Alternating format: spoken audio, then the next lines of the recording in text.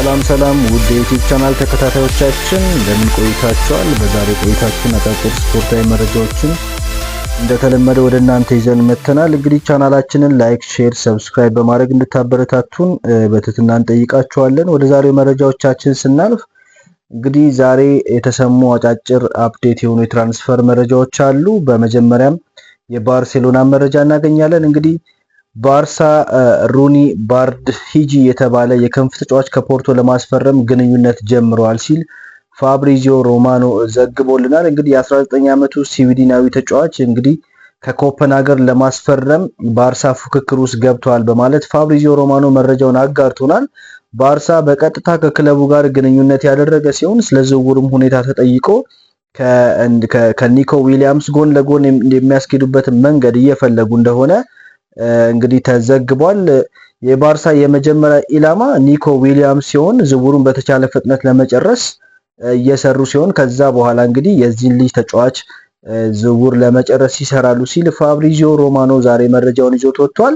በተያያዘ ዜና እንግዲህ ባየር ሙኒኮች ድንገት የኒኮ ዊሊያምስ ዝውውር ወደ ባርሳ የሚያደርገው ዝውውር በፋይናንሻል ችግር ምክንያት እንግዲህ የማይሳካ ከሆነ ዝውውሩን ለመጥለፍ እየተጠባበቁ እንደሚገኙ ተዘግቧል። ይሄ የማይሳካላቸው ከሆነ ግን ከኤሲ ሚላን ራፋኤል ሊያዮን ለማስፈረም እንቅስቃሴ ያደርጋሉ ተብሎ ይጠበቃል ሲል ፋብሪዚዮ ሮማኖ ዛሬ መረጃውን ይዞልን ወጥቷል። እንግዲህ ወደ ኤሲ ሚላን መረጃዎች ስናልፍ ኤሲ ሚላኖች ግራኒት ጃካን ከባየር ሊቨርኩሰን ለማስፈረም ግንኙነት አድርገዋል ሲል ፋብሪዚዮ ሮማኖ መረጃውን ዛሬ ዘግቦታል። እንግዲህ ወደ ሪያል ማድሪድ መረጃዎቻችን ስናልፍ ሪያል ማድሪዶች አዲስ አጥቂ ይፈልጋሉ፣ ነገር ግን ትክክለኛውን ሰው የማያገኙ ከሆነ ጎንዛሎ ጋርሲያን እስከ ዓመቱ መጨረሻ የሚያቆዩት ይሆናል ሲል ሬልቮ ዘግቦታል። እንግዲህ ፋብሪዚዮ ሮማኖም ይህንን መረጃ አረጋግጦልናል።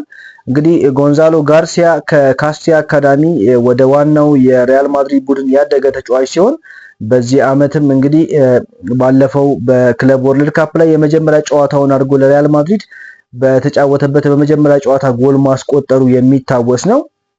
ወደ ሊቨርፑል መረጃዎች ስናልፍ እንግዲህ ፍሎሪያን ቨርትዝ አሁን በሊቨርፑል ቤት የሚያደርገውን የሕክምና ምርመራ በተሳካ ሁኔታ በማጠናቀቅ እስከ 2030 የሚያቆየውን ኮንትራት ፈርሟል ሲል ፋብሪዚዮ ሮማኖ ዘግቦታል። እንግዲህ አሁን የሚቀረው ኦፊሻል ስቴትመንት ብቻ ነው። ክለቡ ኦፊሻሊ ይሄንን ተጫዋች ማስፈረሙን ይፋ እስኪያደርገው ብቻ ነው የሚጠበቀው እንጂ ፍሎሪያን ቨርትዝ የሕክምና ምርመራውን በማለፍ በሊቨርፑል ቤት እስከ 2030 የሚያቆየውን ኮንትራት ፈርሟል ሲል ፋብሪዚዮ ሮማኖ ዛሬ መረጃውን አጋርቶናል።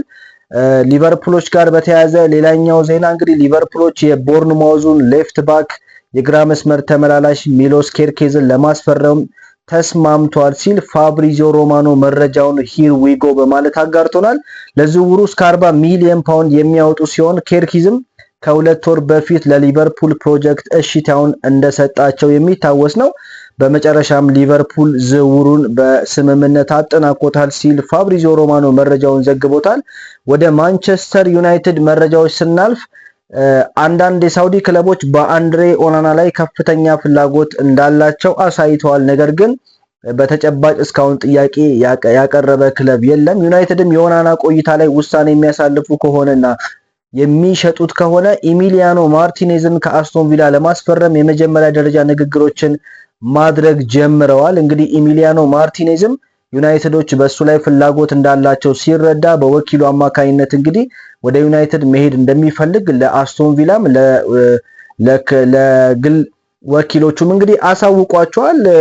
ዩናይትዶችም ከኢሚሊያኖ ማርቲኔዝ ባሻገር ሳንጃ ሚሊንኮቪች ሳቪችንም በአማራጭነት ከያዟቸው ግብ ጠባቂዎች አንዱ ሲሆን ዩናይትዶችን በረኛ ለማስፈረም ወደ ገበያ የሚወጡ ከሆነ በመጀመሪያ ቅድሚያ የሚሰጡት ለማርቲኔዝ ይሆናል። ይሄ ደግሞ ምክንያቱ እንግዲህ ኢሚሊያኖ ማርቲኔዝ በፕሪሚየር ሊጉ ላይ ልምድ ያለው ግብ ጠባቂ መሆኑና በኢንተርናሽናል መድረክ ላይ ያለው አቋም በዩናይትድ ተመራጭ ያደርገዋል ሲል ፋብሪዚዮ ሮማኖ መረጃውን ይዞት ወጥቷል።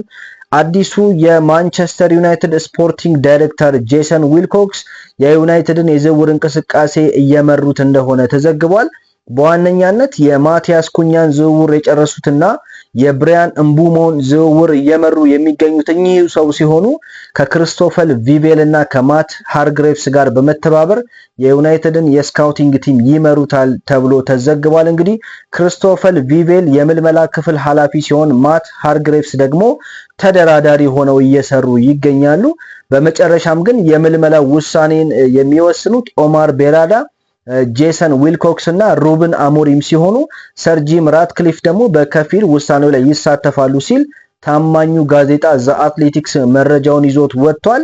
እንግዲህ ሎሪ ዋይትዊል የተባለው የዘ አትሌቲክስ ዘጋቢ ይህንን መረጃ እንግዲህ ዛሬ አጋርቶናል። ከዚህ ጋር በተያያዘ ባለፈው ዓመት ከአርሰናል አካዳሚ ከተወሰዱ ተጫዋቾች መካከል አንዱ የሆነው አይደን ሄቨን ዩናይትድን እንዲቀላቀል ያሳመነው ጄሰን ዊልኮክስ ሲሆን ተጫዋቹ ከዩናይትድ ያጫወት መንገድ ጋር እንዴት እንደሚጣጣም ለክለቡ ኃላፊዎች በማሳመን ከሌሎች ፈላጊ ክለቦች ቀድሞ ውሉን በመጨረስ ወሳኝ ሚና ተጫውተዋል ሲል እንግዲህ ሎሪ ዋይትዊል ከዛ አትሌቲክስ መረጃውን ዘግቦታል። እንግዲህ ከማንቸስተር ዩናይትድ ጋር በተያያዘ ሌላው መረጃ ማንቸስተር ዩናይትድ ቤት እንግዲህ በሚቀጥለው የውድድር ዘመን አዳዲስ የማሊያ ቁጥር ለውጦች ይደረጋሉ ተብሎ ይጠበቃል።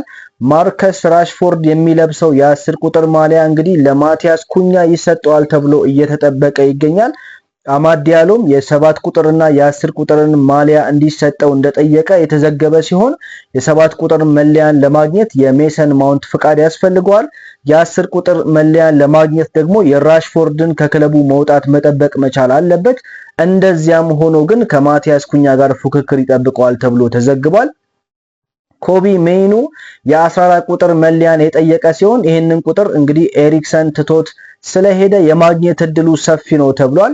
የአካዳሚው ተጫዋች ቶቢ ኮይለር እንግዲህ የ43 ቁጥር መለያን ወደ 28 ቁጥር መለያ ለመቀየር የሚፈልግ ሲሆን ይህንንም የማግኘት እድሉ ሰፊ ነው ተብሏል። እንግዲህ የአካዳሚው ተጫዋች ቺዶ ኦቢ ማርቲን በባለፈው ዓመት ከአርሰናል አካዳሚ ያስፈረሙት ቺዶ ኦቢን ማርቲን የመለያውን ቁጥር ከ56 ወደ 19 መቀየር የሚፈልግ ሲሆን ነገር ግን ዩናይትዶች ብሪያን እምቡሞን ካስፈረሙ ከብሬንትፎርድ ይህንን ቁጥር ለብሪያን እምቡሞ እንደሚሰጡት ለተጫዋቹ በግል ቃል ገብተውለታል ተብሎ ተዘግቧል። ስለዚህ ቺዶ ኦቢ ማርቲን ይህንን የመለያ ቁጥር የማያገኘው ከሆነ የ29 ቁጥር መለያን ለመልበስ ፈቃደኝነቱን አሳይቷል ሲል ለዩናይትድ ቅርብ የሆነው ጋዜጣ ሜን ወይም ማንቸስተር ኢቪኒንግ ኒውስ ዘግቦታል። እንግዲህ ከዩናይትድ ጋር በተያያዘ ሌላኛው መረጃ ዩቬንቱሶች የጄደን ሳንቾ ፈላጊ ሆነው ብቅ ብለዋል።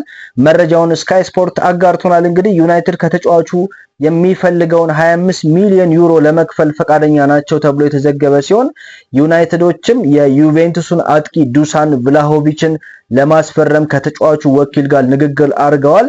ይሄም ከቪክተር ዮኮሬጅ ከኦስሜን እና ከኢኬቲኬ በተለየ መንገድ ሌላ የተለየ አማራጭ አድርገው ይቆጥሩታል ተብሎ ተዘግቧል። ዩቬንቱሶች ሳንቾን ለማስፈረም ከናፖሊ ጋር ፉክክር የሚጠብቃቸው ሲሆን ናፖሊዎች ቀድመው ከተጫዋቹ ተወካዮች ጋር ግንኙነት በመፍጠር ሳንቾን ወደ ናፖሊ እንዲመጣ የማሳመን ስራ እየሰሩ እንደሚገኙ ተዘግቧል። ስለዚህ ዩቬንቱሶች ጄደን ሳንቾን ወደ እነሱ እንዲመጣ ለማሳመን እንግዲህ በግል ተጫዋቹን ማሳመንና ከተጫዋቹ ጋር ንግግር ማድረግ ይጠበቅባቸዋል ሲል ታማኙ ዘጋቢ ጆዋን ሉካ ዲማርዚዮ ዘግቦታል። እንግዲህ ዲማርዚዮ እንደሚታወቀው የፋብሪዚዮ ሮማኖ ሜንተር ነው ተብሎም ይገመታል። እንግዲህ ከፋብሪዚዮ ሮማኖ በፊት ታማኝ የሆኑ መረጃዎችን በማጋራት የሚታወቅ ጣሊያናዊ ጋዜጠኛ ነው። ስለዚህ ይህንን መረጃ ዲማርዚዮ አውጥቶታል። ሜንም እንግዲህ አጠናክሮ ዘግቦታል። የፈረንሳዩ ክለብ ሞናኮ በዚህ ክረምት ማስፈረም ከሚፈልጋቸው ተጫዋቾች መካከል አንዱ አንድሬ ኦናና ይገኝበታል ሲል የፈረንሳዩ ተነባቢ ጋዜጣ ሌኪፕ ዘግቦታል። እንግዲህ ከዩናይትድ ጋር የተያያዘው የመጨረሻው መረጃችን አንቶኒ ሳንቶስ ሌሎች ለሚፈልጉት ክለቦች እሱን እንዲያስፈርሙት በዩናይትድ ቤት ሲከፈለው የነበረውን ደሞዝ በ30% ለመቀነስ ፈቃደኛ ነው ሲል ማንቸስተር ኢቪኒንግ ኒውስ ዘጋቢ የሆነው ሳሙኤል ሉካሮስ ተናግሯል። እንግዲህ አንቶኒ ሳንቶስ ዩናይትድን መልቀቅ ይፈልጋል። ራሱን በሌሎች ክለቦች ላይ በማሳየት በትልቅ ደረጃ መጫወት የሚፈልግ ተጫዋች ነው። አንቶኒ ሳንቶስ አትሊስት ከጄደን ሳንቾ የሚለይበት ምክንያት ምንድነው? እንግዲህ ይሄ ተጫዋች ደሞዙንም ቀንሶ ቢሆን ዩናይትድ ቤት ሲከፈለው የነበረውን ደሞዝ ወደ 200,000 ፓውንድ ሳምንታዊ ደሞዝ ያገኛል። እንግዲህ ይህንን ደሞዝ ቀንሶም ቢሆን ወደ ሌሎች ክለቦች ተዘዋውሮ ለመጫወትና እንግዲህ የእግር ኳስ ህይወቱን ለመቀጠል ፈቃደኛ ነው። ነገር ግን ጄደን ሳንቾ በዩናይትድ ቤት የሚከፈለውን የ300,000 ፓውንድ ለመቀነስ ፈቃደኛ ሳይሆን ቀርቶ ከቼልሲ ቤት እንደተመለሰ የሚታወቅ ነው። እንግዲህ ውድ አድማጮቻችን በጄደን ሳንቾ እና በአንቶኒ ሳንቶስ መካከል ግልጽ የሚባል ልዩነት ነው ያለው። እንግዲህ አንቶኒ ሳንቶስ የእግር ኳስ ህይወቱን ለማዳን የሚፈልግ አይነት ተጫዋች ሆኖ ብቅ ብሏል። እንግዲህ ደሞዙንም ቀንሶ ወደ ሌሎች ክለቦች ሄዶ ለመጫወትና ራሱን ለማሳየት ሲጣጣር ስንመለከት እንግዲህ ጄደን ሳንቾ ግን ቼልሲዎች ቤት የቀረበለትን ኮንትራት የ150,000 ሳምንታዊ ደሞዝ እንክፈልህ ጥያቄን ውድቅ በማድረግ ከቼልሲዎች ጋር አልቀጥልም በማለት ወደ ዩናይትድ ተመልሷል። ልጁ በዩናይትድ ቤት ሲከፈል የነበረውን ደሞዝ 300,000 ፓውንዱን 5 ሳንቲም መቀነስ አይፈልግም። ዩናይትዶች ይህንን ተጫዋችም ለመሸጥ አስቸጋሪ ያደረገባቸው ነገር ይሄ ነው። እንግዲህ በሚቀጥሉት የዝውውር መስኮት ጊዜያት ላይ ጄደን ሳንቾን እንግዲህ ናፖሊዎች ይፈልጉታል፣ ዩቬንቱሶች ይፈልጉታል፣ ሌሎች በአውሮፓ የሚገኙ ክለቦች እና ቦሩሲያ ዶርትመንድን ጨምሮ ይፈልጉታል። ነገር ግን ችግር የሆነባቸው ነገር የልጁን ደሞዝ እንዴት ይከፍሉታል የሚለው ነገር ነው። ምክንያቱም አንድ ተጫዋች በአንድ ክለብ ለምሳሌ 100,000 ፓውንድ በሳምንት ያገኝ ከሆነ ወደ ሌላ ክለብ ሲዘዋወር አትሊስት ሚኒመም 100,000 ፓውንድ ማግኘት ይፈልጋል። እንደው የተሻለ ደሞዝ እንኳን ማግኘት ቢያቅተው በፊት የነበረውን ደሞዝ ግን መቀነስ አይፈልግም። አብዛኛው ተጫዋች እንዲህ አይነት ባህሪ ያለው ወይም ደግሞ በጣም ኳስ የሚወድና እንግዲህ የእግር ኳስ ህይወቱን ለማዳን ወይም ደግሞ ያ የሚሄድበትን ክለብ ወዶ ደሞዝ ለመቀነስ ካልተስማማ በስተቀር እንግዲህ አብዛኞቹ ተጫዋቾች ደሞዝ የመቀነስ ባህሪ አይታይባቸውም። እንግዲህ ጄደን ሳንቾም ዩናይትድ ቤት እንግዲህ በጣም ውድ ደሞዝ ነው የሚከፈለው፣ 300,000 ፓውንድ በሳምንት ይከፈላል። ይህንን ደሞዝ ግን ቀንሶ የእግር ኳስ ህይወቱን ለማዳን እንኳን ወደ ሌላ ክለብ ለመዘዋወር ፈቃደኛ አልሆነም። እዚህ ዩናይትድ ቤት ሆኖ ያንን ደሞዝ እየተከፈለው ኮንትራቱን ቢያጠናቅቅ ይመርጣል።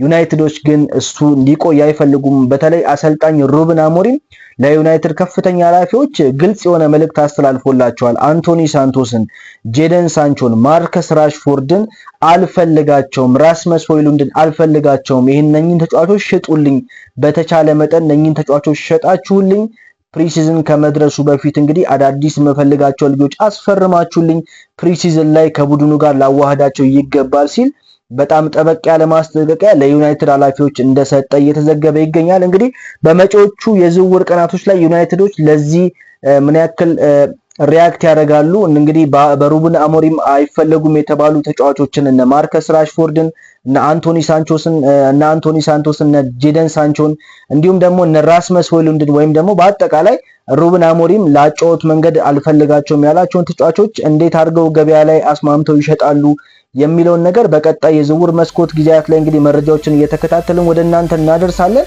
እንግዲህ ውድ የእግር ኳስ ቤተሰቦች፣ ውድ የቻናላችን ተከታታዮች ይህንን ዜና ላይክ፣ ሼር፣ ሰብስክራይብ በማድረግ እንድትተባበሩን ብዙ ሰዎች ጋር እንዲደርስና ዜናውን እንዲሰሙት እንድትተባበሩን እንግዲህ በትህትና እንጠይቃችኋለን።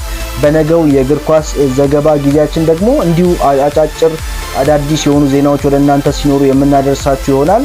እስከዛው ድረስ ሰላም ቆዩ።